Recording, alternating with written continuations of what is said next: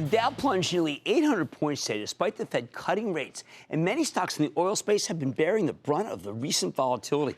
On the last day of January, after Exxon and Chevron both reported solid results and their stocks still got clobbered, I said something controversial. I told you I was done with the fossil fuel stocks. Like Larry David's friend in the most recent Curb Your Enthusiasm, I couldn't take the disappointment anymore. To Wall Street suddenly growing unconscious about the environment and the price of crude continuing to get hammered, that's been a pretty darn good call. I am still leery of the oil patch, and I sense a budding move toward endowment divestment. But, and this big but, I am always willing to listen to the other side of the story when someone disagrees with one of my theses. Earlier today, we had a chance to check in with Mike Wirth. He's the chairman and CEO of Chevron for his big analyst day event in New York City. Take a look. All right, Mike, you got to explain something to me. Best balance sheet, best dividend policy, best growth, best total return, and yet your stock is having a problem. If you were in any other industry, Mike, I would say that you'd be one of the best performers. Explain what's going on. Well, right now, I think the psychology of the market has been a challenge in the short term because of the coronavirus. Right. Longer term, I think there's been questions about energy transition, which we welcome. We welcome the future. We intend to be a big player in the future. We're taking care of all the right things, and we're built for an environment like this with uncertainty. Now, when I look at your buyback, for instance, I say, what are they doing buying back so much stock? Don't they understand it doesn't matter that these portfolio managers don't care? I look at the dividend.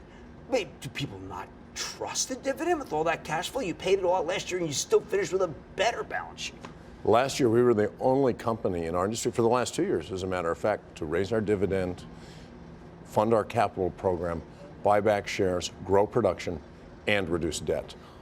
Our future is strong, and we're delivering for investors, and I believe investors will see that and will be rewarded. Mike, but when? Since 2014, look, because of your great dividend, you had some return, but frankly, it's minus 1%, best in the industry. But it's when people do not want to own oils. Well, in 2014, oil prices were over $100, Jim, and today oil prices are below $50. So we've seen a dramatic drop in the price of the commodity. We've reset our cost structure, and today we're telling investors about further improvements we'll make in our cost structure, our margin capture, and our returns. And over the next 5 years, we intend to double free cash flow per share, which gives us the capacity to fund $75 to $80 billion in shareholder distributions over just 5 years. That's nearly half of our market capitalization back to shareholders over just 5 years. All right, so let's posit this. Is it possible that there is what I call an ETFization, that oil stocks trade the same, even though some have superior characteristics to others?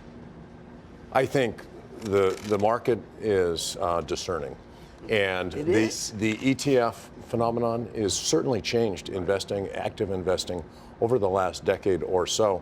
But we're meeting with investors today who do make choices, and I do talk to people that understand the difference. And over time, I still think the fundamentals and quality will show through. Why not wait with a buyback and see who goes under?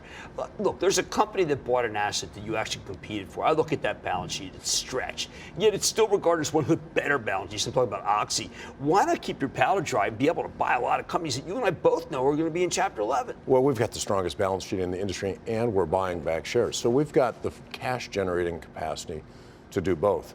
When I talk to investors about share buybacks, they say, we don't like them because we think companies only buy back when the price is high, when you're doing well.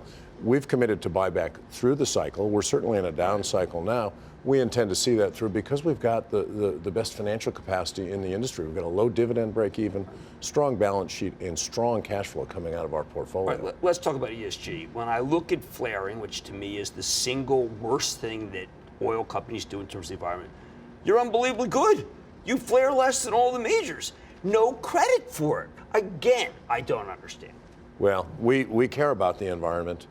In fact, today we're telling investors a lot about what we're doing on ESG, and not just on climate, on water, on governance, on society and the communities where we operate.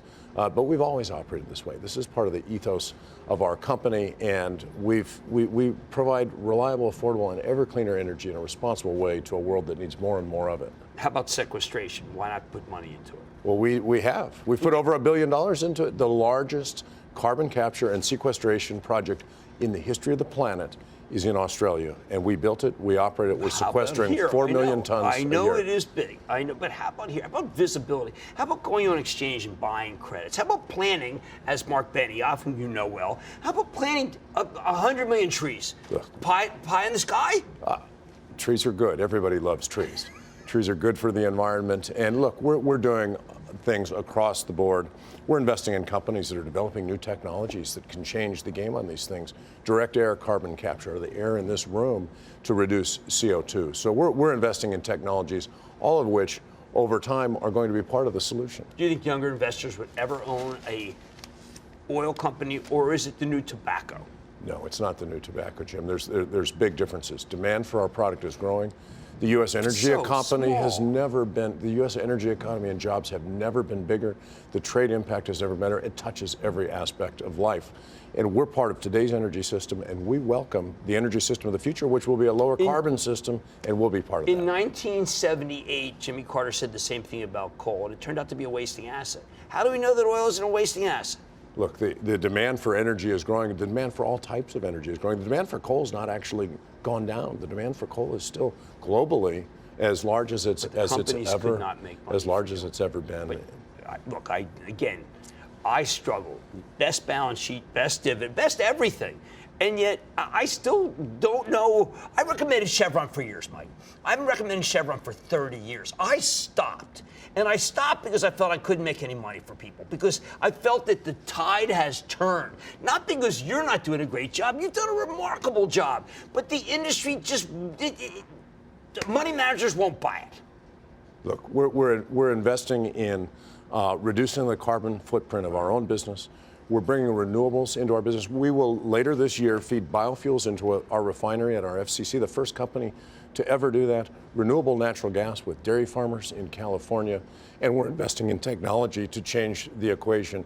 I think investors will see all of these things as we become a part of the energy future that's a lower carbon future. How about making a pledge that says this is what we must do as oil companies with flaring? I've looked at the chart. You've looked at the chart.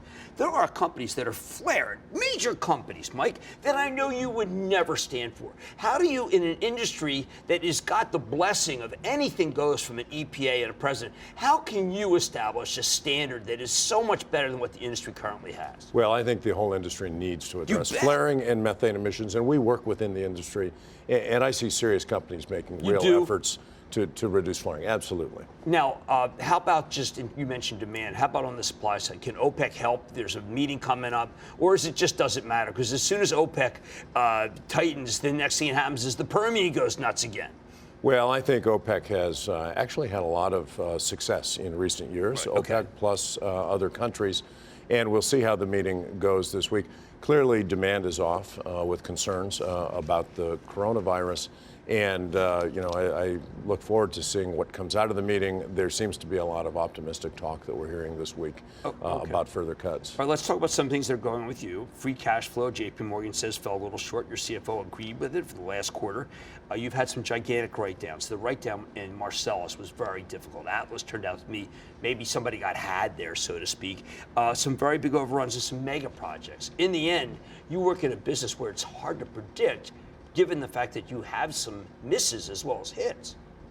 Well, so we've made choices on capital, right. And the Marcellus decision really was a decision to no longer fund that dry gas development in the U.S. because we have better choices within our portfolio. So capital discipline is something that we are very committed to, and that means you don't invest in everything that you have in your portfolio. You only invest in the strongest return opportunities, and Permian certainly is one of those.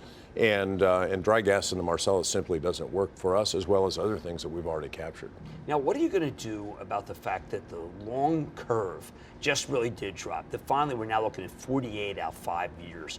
I mean, when I look at 48 out of 5 years, I say, why should I buy Chevron if it looks like the futures tell me that there's no increase over time? Well, look, what we're committing to our shareholders today is that at flat nominal prices, not even inflation up, we will double free cash flow per share over the next 5 years. We'll have the capacity to return $75 to $80 billion to shareholders through both share repurchases and dividend increases, averaging between 5% and 9% over that period of time, on top of a dividend that's yielding over 5% right now.